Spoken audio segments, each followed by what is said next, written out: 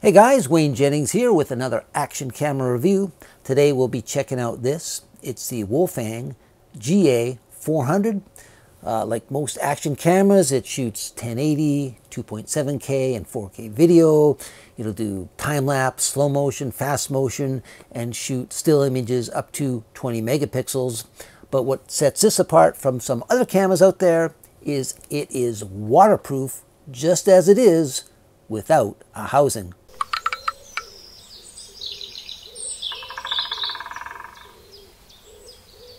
The Wolfang GA400 is a waterproof action camera capable of recording video in resolutions of 720, 1080, 2.7K, and 4K. It will shoot still images in sizes from 5 up to 20 megapixels. This action camera ships with all the accessories you see here. In addition to the camera, which by itself is waterproof down to a depth of 8 meters, you get a waterproof housing, which will allow this camera to go as deep as 40 meters. There's a flexible lens cap to help protect the lens. You're supplied with 2 rechargeable lithium-ion batteries, rated at 1,350 milliamp hours, along with a USB cable for charging. There's a selection of straps, a metal lanyard, and zip ties for securing your camera, and a wide selection of adjustable mounting brackets, along with 2 quick release plates and extra adhesive tape. This camera comes with a 2-button remote control, and there is an instruction manual, a quick start guide, and a lens cleaning cloth. Now, before we get into all the technical stuff, here's a look at some of the video quality recorded by this camera.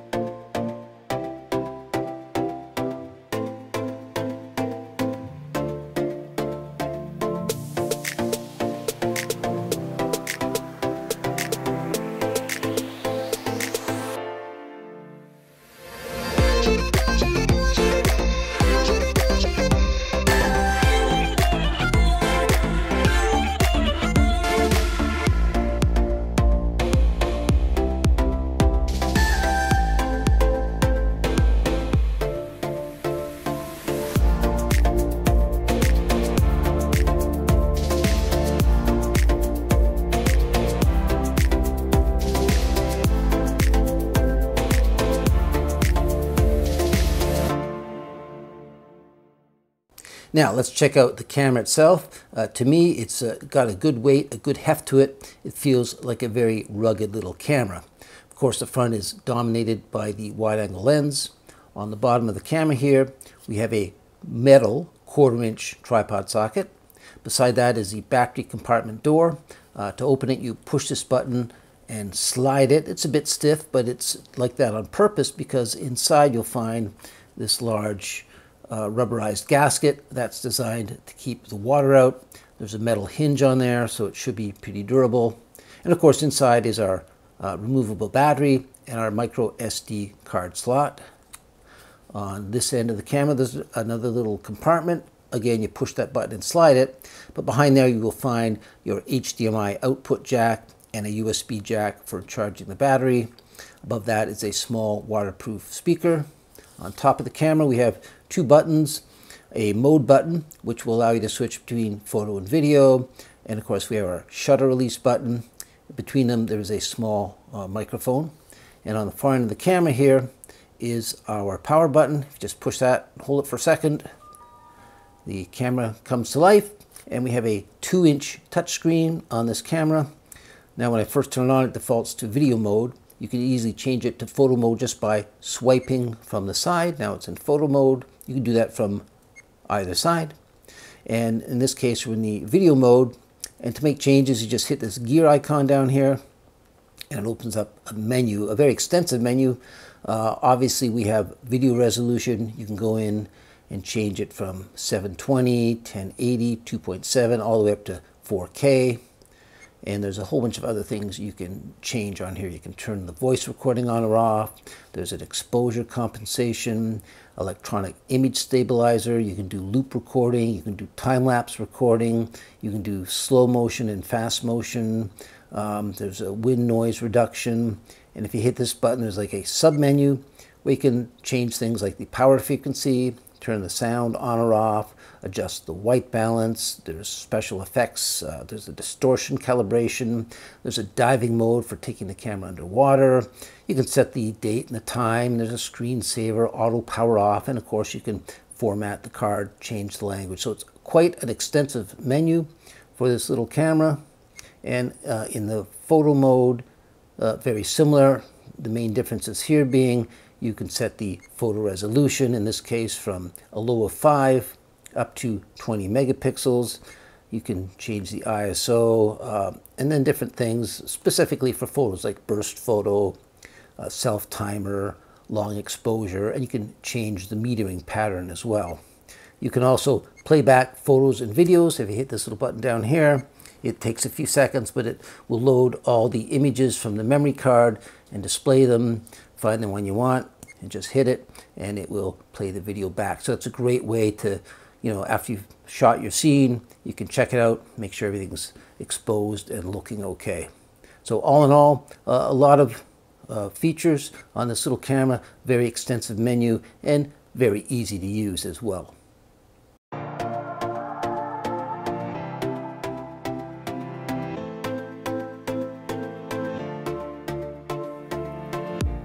This camera performed very nicely when recording time-lapse sequences.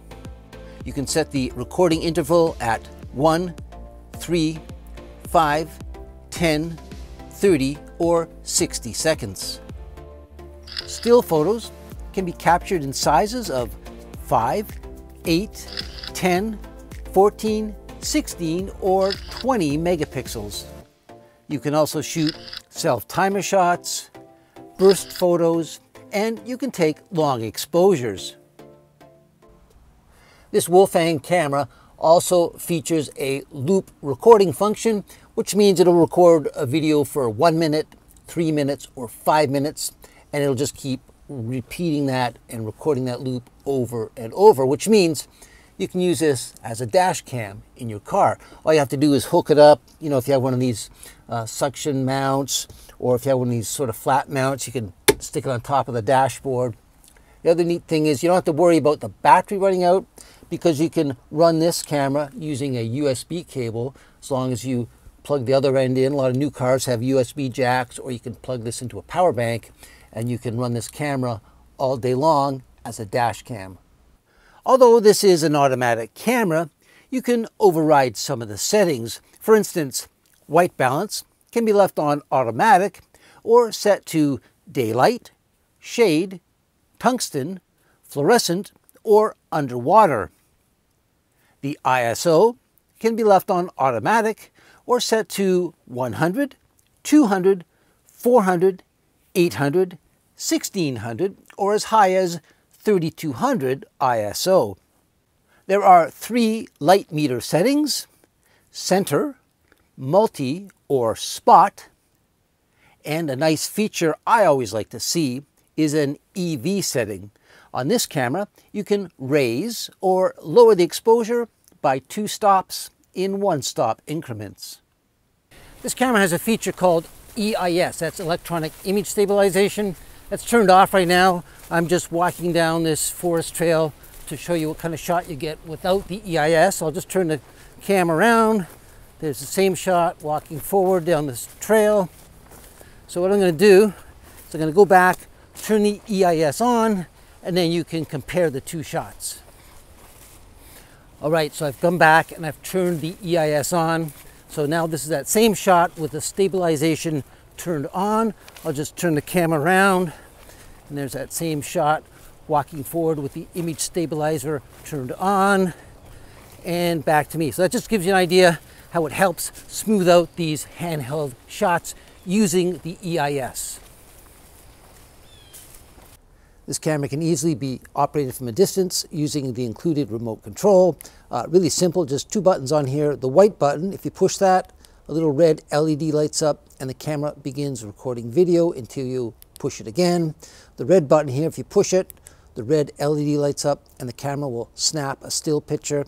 In my tests, this combination worked at a distance up to about 40 feet away from the camera. But if you want more control of your camera, you'll want to download the app and use the Wi-Fi connection. Now you notice there's no image on the camera itself, it appears on my phone. And if I tilt my phone sideways, I get a nice big image of what the camera sees. Now using the phone here, I can do a lot of things. If I hit the red button down here, I can shoot video, I can also shoot a still photo and record time lapse. If I push this button up here, I can go in and change the resolution. There's also a more extensive menu. If I hit this button up here, it opens up this menu that I can scroll through and make various changes like adjusting the exposure, turning the image stabilizer on, changing the resolution, changing the white balance, things like that. Not quite as extensive as doing it on the camera, but still pretty good. You can also view images. If you hit this button down here, it opens up basically all your still images. If I hit video, it will pull up all the videos stored on the SD card and sends them to your phone. You can scroll through, find the video you want, and play it back. Here's a little audio test on the Wolfang GA400. Now right now I'm using this device. This is a digital audio recorder with a plug-in microphone, just so you can hear what good audio sounds like. Because in a moment I'm going to stop this and then you hear my voice as the camera picks it up. Unfortunately, you'll find it records at a very low level. So let's just stop this. Okay, that stopped. So now what you're hearing is my voice as the camera picks it up. And I'm only at arm's length away, but I have to yell. I really have to raise my voice in order for that camera to pick up my sound. That's really unfortunate. There's a little teeny microphone in the top of the camera. You have to get close in order to be heard properly. So unfortunately, if you want to get good sound, you got to use something like this. This camera features an ultra wide angle lens, covers a field of view of 170 degrees. Unfortunately, it tends to give it a fisheye look. If you notice, the garage doors behind me, they're higher in the middle and they bow down on the ends.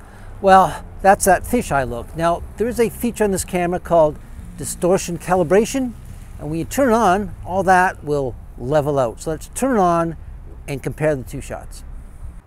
All right, so this is actually the same shot from the same camera location, but I've turned the camera's distortion calibration setting on. And as you can see from the garage doors behind me, things are a lot more level and square. Gets rid of that fisheye effect.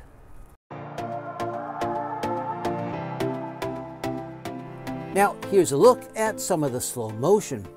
This first scene was at the 720 resolution at 120 frames per second.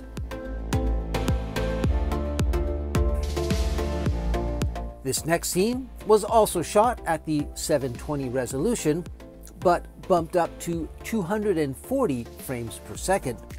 Now, it definitely slows the motion down, but in my opinion, it's far too soft an image to even consider using in any of my productions.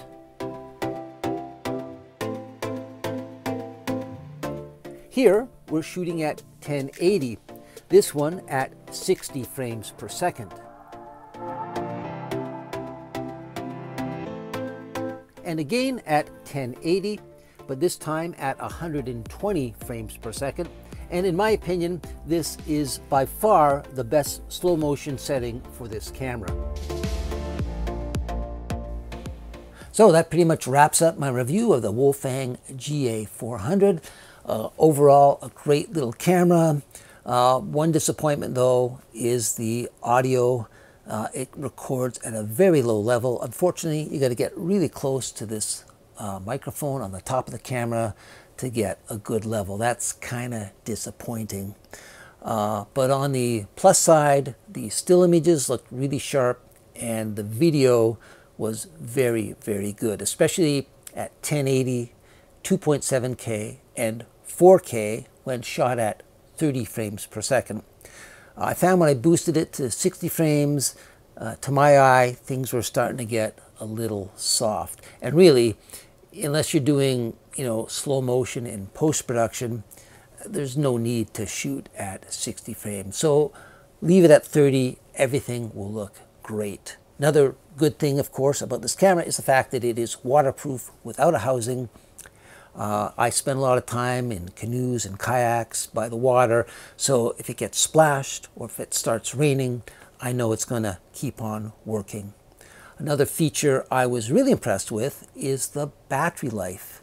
I've tested a lot of cameras over the years, and most of these little action cameras, you get between 1 hour and an hour and a half on a fully charged battery. But this camera, these batteries, my goodness, I was getting consistently 2.5 hours, whether shooting time-lapse, 1080 or 4K. I was always getting 2.5 hours of runtime, so that's very, very impressive. So overall, a very rugged little camera, and at this price point, definitely a camera worth considering.